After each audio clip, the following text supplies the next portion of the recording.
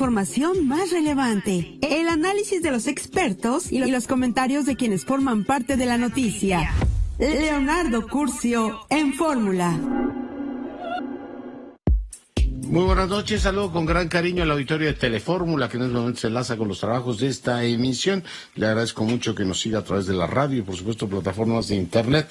La inflación no da tregua, 8.15 en el anual. Tenemos un incremento importante de más del 15% en alimentos. Hace un momento platiqué con Gabriela Siller, directora de Análisis Económico y Financiero del Banco Base. Me decía que, bueno, pues podría incrementar el Banco Central hasta en 100 puntos base, es decir, 1 punto porcentual la tasa de interés. Estamos, por supuesto, pendientes de ese tema y la entrevista con Gabriela Siller en un momento más en las redes sociales. El gobierno de Coahuila dice que todavía hay esperanzas para rescatar a 10 mineros de la mina de Sabinas, pero sigue sin haber condiciones para el ingreso de elementos de búsqueda. Ya se está hablando de pues las responsabilidades que las tienen naturalmente todas estas empresas. Son literalmente changarros mineros, agujeros sin ningún tipo, como lo estamos viendo, como la nación se percata sin ningún tipo de medidas. Los elementos básicos de la seguridad en el trabajo no lo tienen. En más información, Olga Sánchez Cordero, presidenta del Senado, se pronuncia por ser reelecta en el Senado de la República, dice que se ve en la Cámara Alta construyendo pues este proyecto republicano de equilibrios, así lo dijo. Hoy la doctora Álvarez Bulla fue efectivamente descartada como titular de la SEP, se había comentado esta posibilidad. Dice además que la vacuna Patria entrará en la última fase de la investigación, justo cuando el gobierno anuncia que vamos ya de salida de la quinta ola del COVID. Marchas por el Día Internacional de los Pueblos Indígenas. 1 de cada 5 indígenas no tiene telefonía móvil y muchos de ellos siguen teniendo efectivamente, pues en este caso, una condición salarial, hay una brecha importante, acceso a determinados servicios básicos todavía muy lacerantes. Los purépechas exigen respeto a su autodeterminación y hoy hicieron bloqueos en distintos puntos del país. Se espera una derrama de 3,000 millones de pesos por el regreso a clase. Sigue el incendio, es un cuarto tanque con fuego en Cuba. El tema es, por supuesto, bastante aparatoso e inquietante. Se deslinda el aeropuerto internacional del robo al aeropuerto, en este caso el helicóptero. Dice que pues rentan hangares. Hay una persona, en este caso, secuestrada y el caso tiene un cariz francamente preocupante. 147 casos de viruela del mono. Hoy platicaremos con la doctora López Charretón de esta enfermedad que tanto nos impacta a todos. Se aproxima, se preguntan los virólogos, los epidemiólogos, una nueva pesadilla, se llama ENDRA, sería otra zoonosis, otra enfermedad que en este caso está incubando también en China. Platicaremos del tema. Alejandro Moreno, el presidente nacional del PRI, obtiene una suspensión definitiva contra la difusión de audios por parte de la gobernadora de Campeche. El presidente de la República defiende su decreto, dice que no es autoritario y que vivimos en un Estado de Derecho, que la Corte, en este caso, determinará la constitucionalidad del mismo, pero hoy se publicaron, lo hizo Kenia López Rabadán, lo hizo Jesús Ortega, lo han hecho muchos actores de la oposición, una secuencia devastadora de videos y audios que incluyen al propio presidente, que incluyen a Mario Delgado, que incluyen a Citlali Ramírez, a Jesús Ramírez, que incluyen a Manuel Bartlett, diciendo que la militarización o dar el mando de las policías a los militares es algo dañino para la salud de la República. Jesús Ramírez Cuevas habla incluso de una dictadura. Bueno, hoy les parece muy saludable y pertinente. La secuencia, como digo, es devastadora para aquello de la coherencia. Pausa.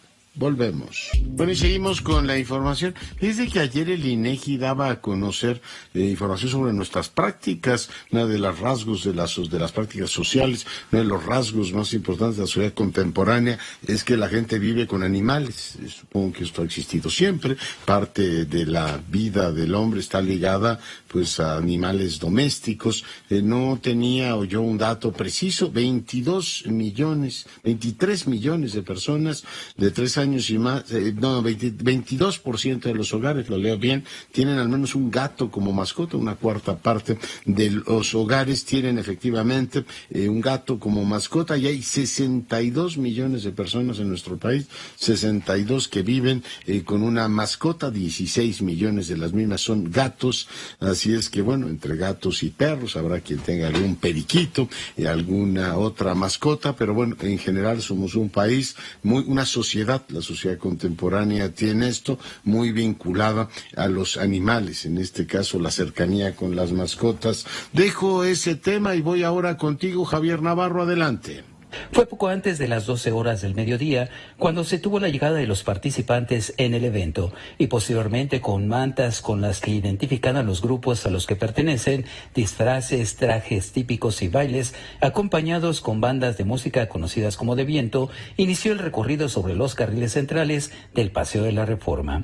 Uno de los organizadores, Pascual de Jesús González, del Movimiento de Comunidades y Pueblos Indígenas de la Ciudad de México, mencionó que esta calenda es originaria del estado de Oaxaca, y esto lo han traído a la capital del país para esta fiesta que llevan a cabo por tercera ocasión y en la que participan integrantes de las diversas comunidades que son residentes en esta ciudad. La calenda es una forma de expresar nuestra danza, nuestra música, nuestra vestimenta, y lo hemos hecho en los pueblos de Oaxaca, en nuestro estado de Oaxaca, y hoy lo traemos aquí, lo hemos hecho durante 13 años, hoy cumplimos 13 años haciéndolo para visibilizar la presencia indígena en la Ciudad de México. Después de su recorrido en el Paseo de la Reforma, la Avenida Juárez, López, Artículo 23, Venustiano Carranza y José María Pino Suárez, en las que llenaron el ambiente de fiesta, música y baile, minutos antes de las 3 de la tarde, llegó al Zócalo de la Ciudad de México esta calenda del año 2022. Con imágenes de Miguel Ángel Brígido y Uriel Rivas, reportó para Grupo Fórmula, Javier Navarro. Gracias, Javier. Y bueno, seguimos con la información. Vamos ahora a abordar el tema de...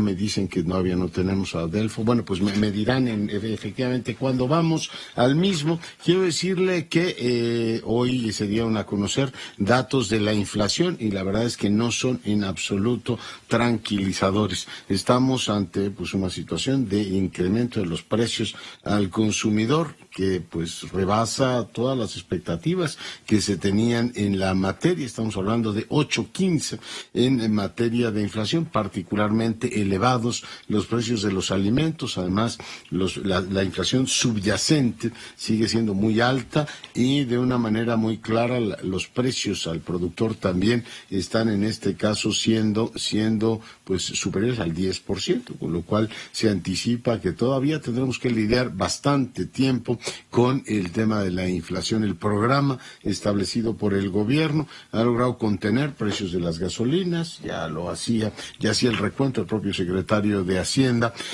de la situación general que se vive, la diferencia que habría en materia de precios si el gobierno hubiese liberado el precio de las gasolinas, lo cual creo que tiene ahí un punto, pero hay 10 productos de los 24 que tiene el programa que también han tenido un incremento relevante.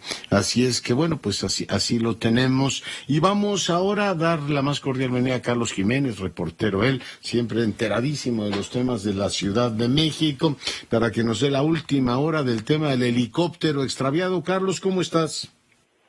Doctor Curcio, muy buenas tardes, noches, un saludo con gusto y por supuesto un saludo a todo el auditorio.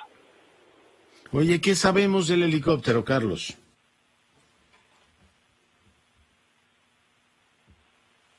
Pues no lo escucho. Pero, ¿me escucha ahí? Sí, ahora sí. Le comentaba, hay bastantes datos nuevos sobre el tema, pero datos que al final solo abren más preguntas por parte para saber qué fue exactamente lo que sucedió y cómo están las cosas. Les voy a recapitular un poco esta situación. El día de ayer doy a conocer la pérdida, el robo de este helicóptero. Este robo se sabe porque consigo yo información sobre la denuncia que ponen las autoridades, esta denuncia que pone la Fiscalía de Justicia de la ciudad, que pone la esposa del dueño de este helicóptero. Ella inicia la denuncia precisamente porque ella lo que cuenta en la denuncia es que tenían este helicóptero, ella y su esposo lo tenían en un hangar en el aeropuerto, que ahí lo tenían estacionado, que era un helicóptero que utilizaban para rentarlo en viajes privados, en viajes turísticos. Ahí lo tenían guardado y el día 3 de agosto uno de sus trabajadores va al hangar donde debían tenerlo guardado y le reporta de manera textual, le manda un mensaje en el que le pone: no está la máquina en el hangar. Ella se presenta el día 4 al hangar y encuentra que no estaba efectivamente su helicóptero. Habla con el administrador de este hangar y este administrador le dice a ella, según la denuncia que te comento que tuve acceso, le dice a ella que en días anteriores se presentaron unos hombres acompañados de el piloto José Luis García Martínez, que tenían un adeudo el helicóptero precisamente por el tiempo que estuvo guardado, y que pagan ese adeudo, y el piloto José Luis García Martínez autoriza que se lleven el helicóptero. Ella, por supuesto, dice que no podía haber sido así porque el piloto no tenía ese permiso para llevárselo y presenta esa denuncia. Sin embargo, el día de hoy yo pude hablar con el piloto José Luis García Martínez. Él me dice que esto no es cierto, que él no se llevó ese helicóptero. Él acepta que trabajó durante algún tiempo con la señora, que piloteó ese helicóptero, que él hacía recorridos en ese helicóptero, que lo usaban, que él junto con otros 5 capitanes, pero que él no se lo llevó, como dice el administrador del hangar. Incluso él me dice que él no tiene cómo autorizar un despegue de una aeronave que no es suya, que las únicas personas que podían haberlo hecho eran precisamente sus propietarios. Él dice: a mí la autoridad ni siquiera me ha buscado, estoy trabajando. Incluso cuando hablé con él en la mañana, estuve platicando un rato y me pidió que habláramos después porque iba a despegar. Hablé con él unos 25 minutos después, ya había llegado él a Metepec, había hecho un vuelo hacia Metepec. Es decir, él estaba trabajando normalmente, había volado el helicóptero sin ningún problema, y él dice que no sabe por qué está diciendo esto el administrador de este hangar. Y fíjate que hay otro dato que habla sobre el último vuelo oficial que tiene el registro del aeropuerto es de finales del mes de julio, y ahí se habla sobre un piloto que se llama Giovanni Martínez, y dice que Giovanni Martínez fue quien se llevó ese helicóptero en un vuelo que estaba programado hacia la zona de la Jusco, que sería de 20 minutos, y después avisarían qué pasaría. Sin embargo, ya no avisó, despegó ese día y no hay absolutamente ningún otro registro de dónde llegó, qué le pasó, dónde terminó. Es decir, no coincide la versión de este dato con lo que dice el administrador de el hangar. Y te negó el piloto así en redondo que él se lo hubiera llevado. Oye, y el tema del secuestro, entonces, ¿por qué carril corre? Porque oía que el duelo en aeronave, en este caso, lo reportan como secuestrado. Incluso que ha habido ya un pago de rescate, Carlos. Fíjate que eso es otro detalle que la autoridad de la Fiscalía de Justicia de Morelos ha mantenido de cierta forma guardado. La autoridad de la Fiscalía de Morelos inició una indagatoria por desaparición. Ellos dicen que ni siquiera están seguros de que el dueño del helicóptero haya desaparecido en Morelos. Según la Fiscalía de Morelos, ellos recibieron la denuncia por parte de su familia. Les dijeron que iba a ir a Temisco y que ya no llegó el dueño de este helicóptero. Este hombre, identificado como Jesús Silvestre Ríos Castro, tiene desaparecido más de mes y medio, y lo que se sabe, y se dijo incluso desde el día de ayer, lo estuvimos comentando, que el helicóptero al parecer fue sacado de ahí como parte del pago de un rescate precisamente por secuestro. El día de hoy, nuestro colega Ciro Gómez le iba a dar a conocer un pequeño extracto de un video donde aparece este empresario y parece ser que está dando órdenes precisamente para el pago de un rescate. Él habla sobre que entreguen un vehículo y un cierto dinero en algún punto en específico. Es decir, sí se confirma con respecto a este video que él estaría secuestrado, y bueno, lo que es un hecho es que hasta el momento no hay ninguna noticia sobre su paradero. Es ya mes y medio desde que desapareció él. Pasa esto del helicóptero y es hasta ahora que denuncia su esposa el robo del helicóptero, que se sabe todo esto. Incluso lo que se maneja entre las autoridades es que posiblemente el helicóptero fue entregado como parte del rescate y al no dejar en libertad a su propietario es que la mujer decide poner la denuncia por el robo de este helicóptero, doctor. Ya. Oye, pero entonces ese tema de la fiscalía, del secuestro lo lleva la Fiscalía de Morelos, y el robo del helicóptero sería la Fiscalía Federal, la General de la República. Hasta ahora el robo del helicóptero fue denunciado en la Fiscalía de Justicia de la Ciudad de México, en específico en la Fiscalía de la Alcaldía Venustiano Carranza, por la zona en la que se encuentra el aeropuerto, donde se presenta la esposa del propietario. Esta señora donde se presenta es en el Ministerio Público de la Fiscalía de Justicia de la Alcaldía Venustiano Carranza, la señora Guadalupe Leticia Rosado. Ella es quien se presenta a denunciar, pero sí lo que dicen las autoridades capitalinas es que seguramente el caso lo mandarán a la Fiscalía General de la República por ser área federal. Son hasta ahora las indagatorias que lleva la Fiscalía de Justicia de la ciudad. Según la Fiscalía y según el reporte, no encontraban ellos al piloto con el que yo platiqué hoy. Según la misma Fiscalía, no hay cámaras de seguridad donde se llevaron el helicóptero. Y según la misma Fiscalía, no había un plan de vuelo, o al menos ellos no lo habían encontrado, aunque hoy sí ya se da a conocer que sí existe ese plan de vuelo, que es de finales del mes pasado, como te comentaba, que se fue el helicóptero a la zona de la Jusco y ya no regresó. Muy bien. Pues Carlos, te agradezco mucho la información. No, al contrario, le mando un fuerte abrazo, doctor, y por supuesto un saludo a la doctora. Gracias, Carlos Jiménez, siempre enteradísimo de estos temas. Bueno, pues compartiendo esta información con usted. Edna Jaime, te saludo. ¿Cómo estás, Leonardo? Feliz de verte. ¿Qué tema abordamos esta semana, Edna? Mira, Leonardo, quiero abordar el tema de salud. Desde México Evalúa estamos preocupados. Nosotros lo vemos desde la perspectiva presupuestal. Pero bueno, tenemos ahora elementos, información valiosísima contenida en la encuesta nacional de salud y nutrición, la ENSANUT, sí. Que sí comprenden focos rojos. Y es natural, Leonardo. Atravesamos por una emergencia sanitaria nunca antes vista. Por supuesto que se estresó de manera extraordinaria el sistema de salud pública de este país. No obstante, es bien importante tener información de cómo quedamos. Y aquí se cruzan, hay un doble efecto, Leonardo, el de la pandemia, de que el sistema de salud venía deteriorándose, hay que decirlo. En el sexenio de Enrique Peña Nieto, los indicadores, tal como lo dice la encuesta, algunos de ellos se deterioraron de manera importante. La pandemia y además la reasignación de recursos, Leonardo. Se está tomando el sector salud para ponerlo en otros lados.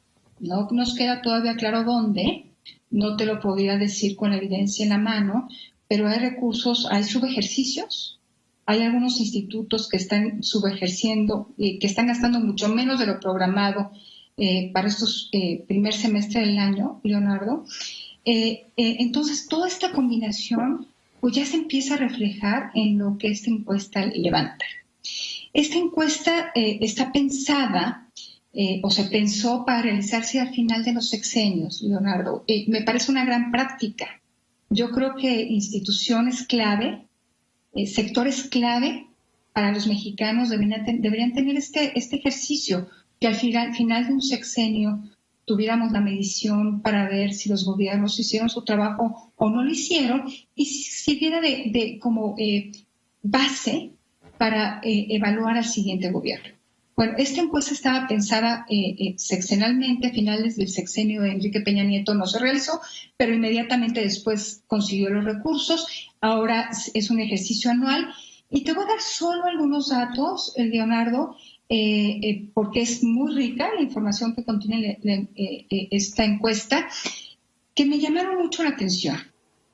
Creo que uno de los más importantes es que los mexicanos, la mayoría de nosotros, 60%, hacemos uso de los servicios privados de salud. Entonces, para que quienes se envuelven en la bandera de que es el Estado quien debe ofrecer el servicio y que no hablemos de reformas porque es privatizarlo, de hecho está privatizado. 60% de nosotros hace uso de servicios privados, inclusive derechohabientes del IMSS y del ISSSTE. Lo que la encuesta nos dice es que el 39% de afiliados al IMSS hacen uso de la medicina privada, 49% del ISSSTE. ¿Y qué te puedo decir de la población sin derechohabiencia? Ellos van a la práctica privada, que puede ser el médico junto a la farmacia, puede ser los servicios de salud a los que tienen acceso, Leonardo. Entonces, pues la cobertura de nuestro sistema público se queda muy corta, sobre todo con aquellos que no tienen seguridad social. Esa población nos preocupa en México Evalúa sobremanera, porque se había hecho un esfuerzo muy importante en administraciones pasadas porque la cobertura de la salud pública llegara a ellos, y estamos retrocediendo aceleradamente. Leonardo, estas familias hacen gasto de bolsillo para poder atender su salud. Gasto de bolsillo, como decía, en servicios privados. Tema bien importante que se ha discutido es el de la vacunación. Para ser un país del calibre que somos en términos económicos, Leonardo, pues estamos retrocediendo en nuestras metas de tener a toda la población, a todos los niños vacunados con una cartilla básica. Ha salido en medios, pero sí está, por ejemplo, niños de 1 año de edad, apenas el 27.5% tiene las vacunas clave en el programa de vacunación que se tiene para ellos, muy bajito. Está cayendo. De 2 años, el 31%, 1 de cada 3 niños de 1 a 2 años no tienen pues la vacunación completa. Eso puede tener repercusiones enormes para la vida de esos niños, pero para este país también. Atender a un niño ya que adquirió una enfermedad no es lo mismo que poner una vacuna en términos de costos para el sistema de salud. Entonces estamos como construyendo un problema, Leonardo, que eventualmente nos puede explotar en la cara si no hacemos algo. Hay un segmento de la encuesta interesantísimo sobre COVID. Creo que lo suponemos y que suponíamos que los más pobres eran los más afectados. Sí, se confirma, se superconfirma la mortalidad en las comunidades más pobres, en sectores informales, en poblaciones alejadas. Ahí murieron de COVID, no tuvieron la oportunidad de recibir un tratamiento, Leonardo. 70% de las personas que necesitaron atención médica se atendieron fuera de las instituciones públicas, aún siendo derechohabientes del IMSS o del ISSSTE. 38% del IMSS. Donde pudieron, se atendieron de COVID. Entonces, qué chiquito y qué limitado. O sea, el 70% de los mexicanos que necesitaron atención lo hicieron en servicios privados. La población sin seguridad social, este dato es bien interesante. Solamente 14% se atendió en clínicas de la Secretaría de Salud. Puede ser, Leonardo, porque la oferta de los servicios públicos fue tan limitada, dada la escala del problema, que pues, solamente 14% se atendió de la población abierta. Hijos, sí me pegan estos números bien fuerte. Terrible, por supuesto. Hay una sección de enfermedades crónicas y dejamos de diagnosticarlas, Leonardo. Lo entiendo, había que entender la emergencia. A lo mejor no había cómo hacer un Papá Nicolau, o los recursos estaban no para ver quién tenía hipertensión de los mexicanos.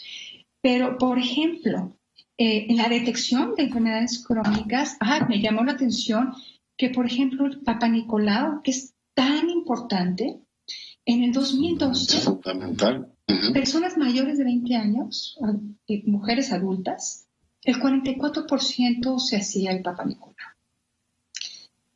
2018 cayó al 28.9%. Por eso te digo que ya había un deterioro desde el sexenio de Enrique Peña Nieto. Y se ve, se empezó a recortar el gasto en salud. O sea, ¿dónde recortaron ante pues las restricciones fiscales. En la salud es increíble, solamente pasa en países donde los gobiernos no rinden cuentas, la verdad. Leonardo, 21.4% 2021, solamente 21% del universo de mujeres que han de hacerse este examen.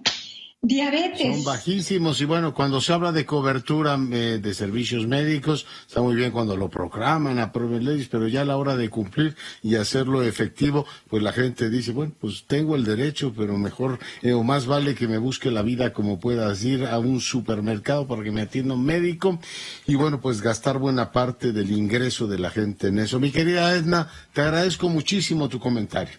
Al contrario, Leonardo, me quedo con algunos datos, pero de todas maneras pensaba la siguiente semana hablar de este tema. Acabo de dar este panorama y te hablo del tema del gasto. Hablaremos de eso. Mi querida Edna, te mando un abrazo. Gracias por tu comentario. Gracias, Leonardo. Gracias. Y bueno, pues seguimos con la información. Quiero decirle que está en la línea telefónica y le agradezco mucho el incansable escritor Francisco Martín Moreno. Mi querido Francisco, ¿cómo estás? Bien, querido Leo, encantado de escucharte y que me permitas de nueva cuenta comunicarme con tu enorme audiencia. Eres inagotable, mi querido amigo, incansable. Y bueno, pues ahora nos presentas el México sediento. Sí. Fíjate que me llamó mucho la atención, todo comenzó con este dato que pues muy curioso, querido Leo. Fíjate que en 1900, o sea, hace exactamente 122 años, en el mundo entero existía 1,000 millones de personas, era el número de la población, total de la población. Y entonces, ahora, exactamente 122 años después, octuplicamos prácticamente la población. Ahora ya no somos 1,000 millones como hace 120 años, sino somos casi 8,000 millones de personas en el mundo. Y entonces, mi argumento era en el sentido de que el 98% del agua del planeta es salada y el 2% era potable, era agua dulce. Uh-huh. Sin embargo, con la expansión demográfica, con las necesidades de la agricultura, las necesidades industriales, las necesidades citadinas, bueno, se fueron agotando, se fueron muriendo muchos ríos, se fueron secando lagunas, y entonces ahora el agua potable es cada vez más escasa. Aquí en México, por ejemplo, pues éramos en 1940, 50, pues éramos, había un anuncio muy famoso que decía 20 millones de mexicanos no podemos estar equivocados. Eso era, pues estamos hablando de 1945, 50. Ahora, digamos, 70 años después, septuplicamos la población, ya no somos 20 millones, somos 130 millones de personas, eso sí, pero no con los mismos recursos hidráulicos, sino con muchísimos menos recursos hidráulicos por la irresponsabilidad política de los gobiernos, pues de todo el siglo XX, que nunca tuvieron los gobiernos, Exacto, sí. Entonces ahora, claro, tenemos este desastre como el que estamos viendo ahora en Monterrey y en el resto del país.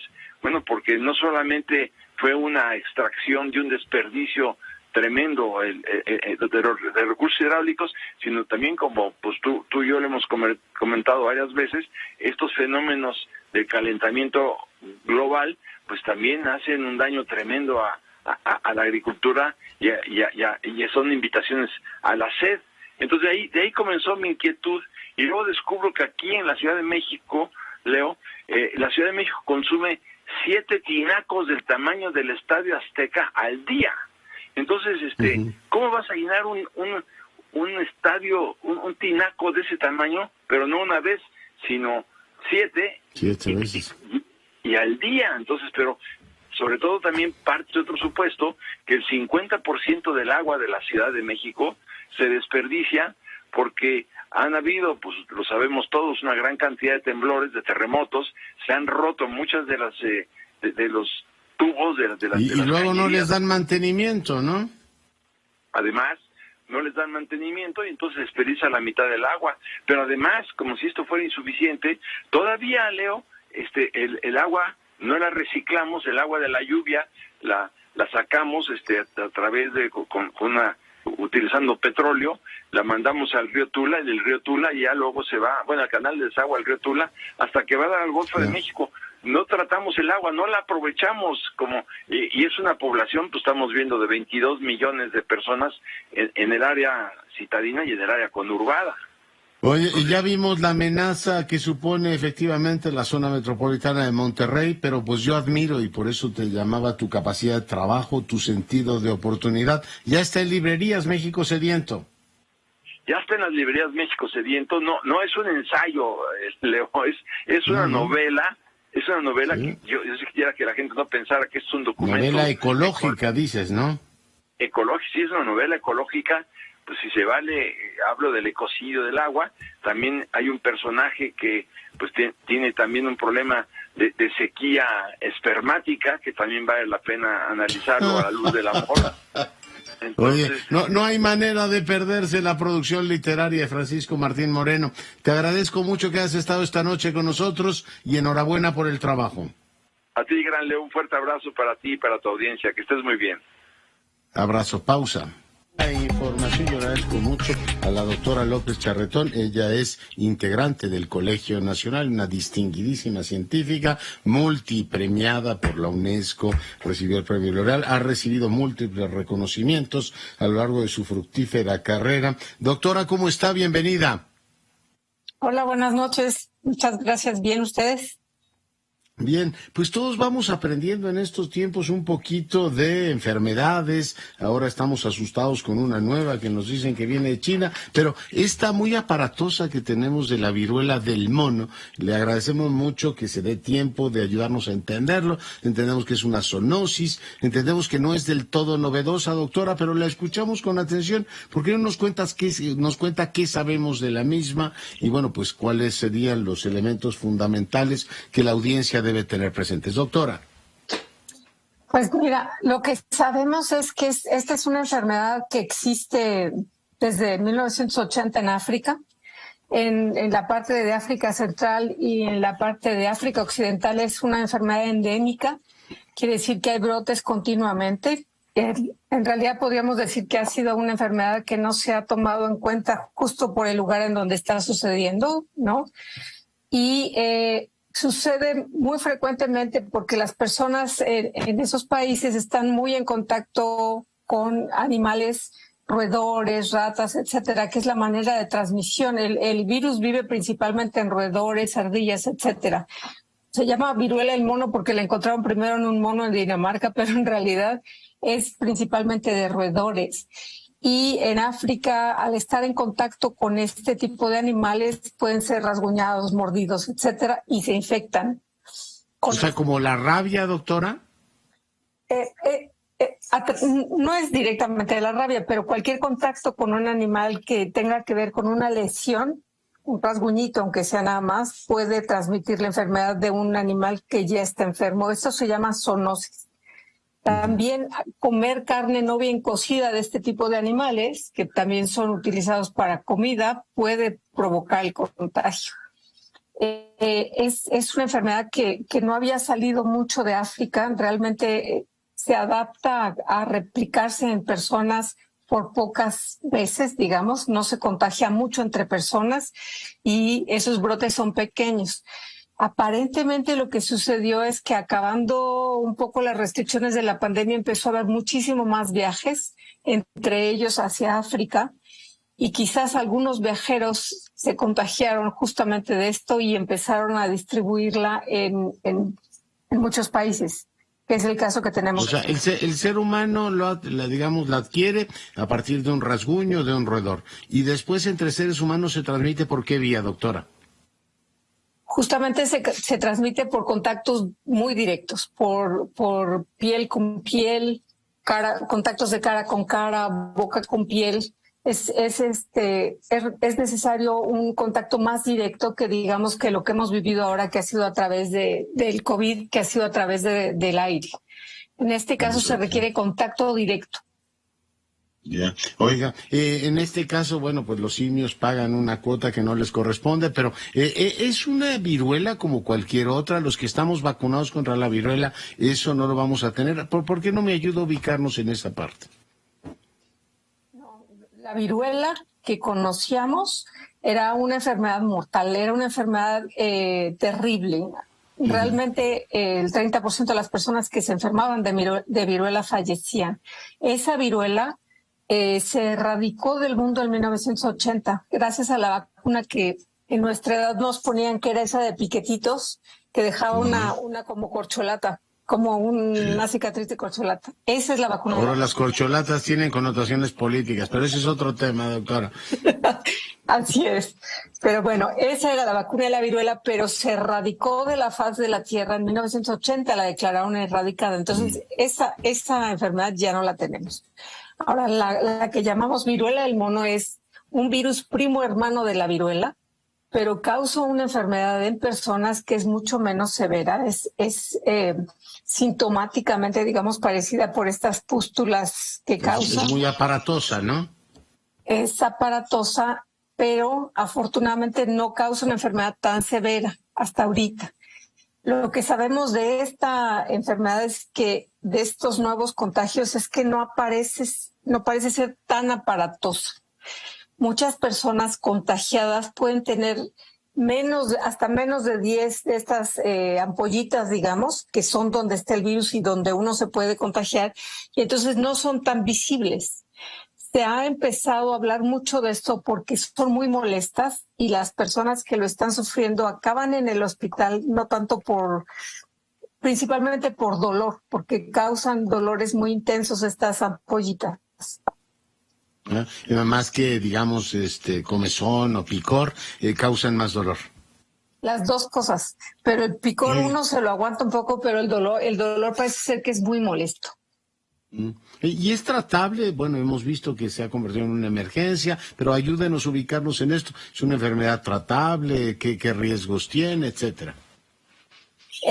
Es muy molesta, dura de 2 a 4 semanas y sí tenemos ya algunos tratamientos. Esta es una enfermedad que se resuelve solamente es molesta, pero hasta el momento solo las personas que tienen alguna otra enfermedad, que son inmunodeprimidos, que son ya muy grandes de edad o que son bebés, por ejemplo, pueden sufrir complicaciones de la enfermedad para la que se requieren estos medicamentos que por lo pronto no están disponibles en el país. También hay una vacuna, hay 2 vacunas de hecho, que el plan no es ponérselas a toda la población. Esto es una situación muy diferente a la de COVID. No esperamos que la gente se empiece a contagiar tan fácil como se contagió el COVID. Aquí la idea es que queremos prevenir, queremos anunciarle a las personas que eviten tener este tipo de contactos cercanos, sobre todo si saben que alguna de las personas con la que voy a estar en contacto lo tiene. Hasta este momento, una de las vías más comunes ha sido a través de relaciones sexuales que implican piel con piel de manera intensa, ¿no? Entonces, y la mayor parte de los casos en este momento han sido hombres. Eso no quiere decir que solo sea una enfermedad de hombres, sino que ahora ha sido más aparente entre hombres, pero estamos justamente previniendo mucho que niños, mujeres y personas mayores también pueden sufrirla. Entonces hay que cuidarnos todos. Tenemos 147 casos reportados en México, pero entonces en África la enfermedad, me decía, es endémica y ahí el impacto, varones, mujeres, niños, es más o menos general. O sea, esta situación que vivimos hoy en México es, digamos, atípica o está en sus inicios, ¿no? El que solo sean varones. No es solo en México, es en todo el mundo en este momento, en todo el mundo como que empezó, digamos, este tipo de contagio entre hombres. Pero lo que sabemos es que esta es una enfermedad, es una infección que afecta a todas las personas de cualquier sexo y de cualquier edad. Oiga, ahora pues nos hemos acostumbrado al término zoonosis y le pregunto, aprovecho para recordar, tenemos claro que el COVID fue una zoonosis, o sea, nos vino de algún animal, o el asunto todavía está en polémica entre los científicos, doctora.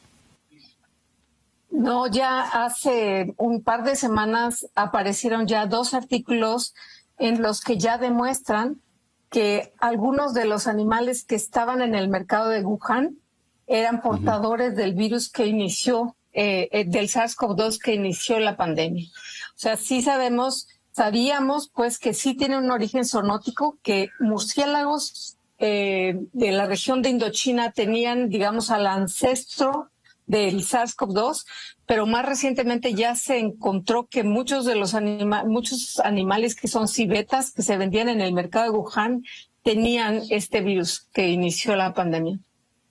¿Civetas que son lechuzas? Uh-huh.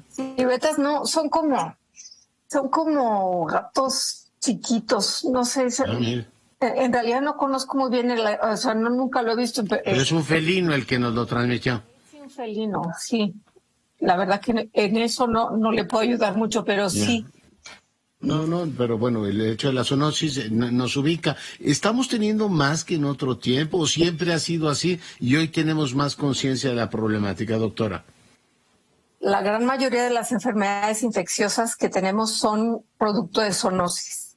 Esto sabemos que el 75% de las enfermedades que hay ahora en el humano vienen de animales.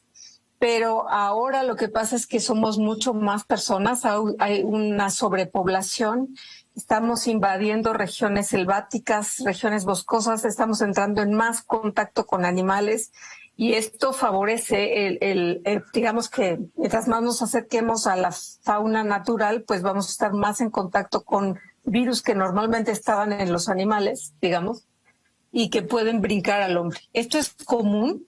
Lo que no es común es que el virus se adapte a empezarse no solo a replicar en una persona, sino que se empieza a contagiar de persona a persona, que es el caso de SARS-CoV-2, que se adaptó tan bien que ahora estamos en este problemón de que ya es un virus humano, ya dejó de ser zoonótico.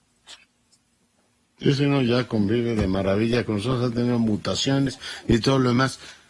Pues doctora, no sabe cuánto le agradezco el tiempo que nos haya aclarado este tema a todos nosotros nos ilustra y nos invita a entender mejor, o sea, cómo aproximarnos al tema científico con pues no solo una curiosidad natural, sino una curiosidad creciente, y yo le agradezco mucho que el Colegio Nacional se dé tiempo de enseñarnos un poco a todos esto y despertar quizá en muchos jóvenes este ánimo de entender mejor. La biología es apasionante y bueno, pues profundizar en todos estos asuntos. Doctora, muy agradecido con usted. Muchísimas gracias a ustedes. Hay que cuidarnos y cuidarnos mucho. Lo tiene la doctora López Charretón. Y sí, este tema yo recuerdo con enorme, en este caso, pues, interés, como me decían muchos divulgadores de la ciencia. Estos temas nos interpelan a todos y entender virus, etcétera. Todo esto de la zoonosis resulta fundamental para nuestra cultura. Bueno, dejo esos temas y vamos ahora a enlazarnos con el doctor López Ayón. Mi querido Sergio, ¿cómo estás? Leonardo, buenas noches al auditorio. Oye, se me agolpan los temas que quería platicar contigo, desde el asunto de los fideicomisos hasta el tema del decreto del presidente. Los fideicomisos, hoy la directora de CONACYT ratificó que más de 23,000 millones fueron transferidos de los fideicomisos de ciencia y tecnología a precisamente la tesorería de la Federación. Pero empezamos, si te parece, Sergio, por el tema del decreto del presidente que ha generado esta controversia. ¿Cómo lo ves, doctor? A ver, déjame abordar el tema desde una perspectiva un poquito distinta.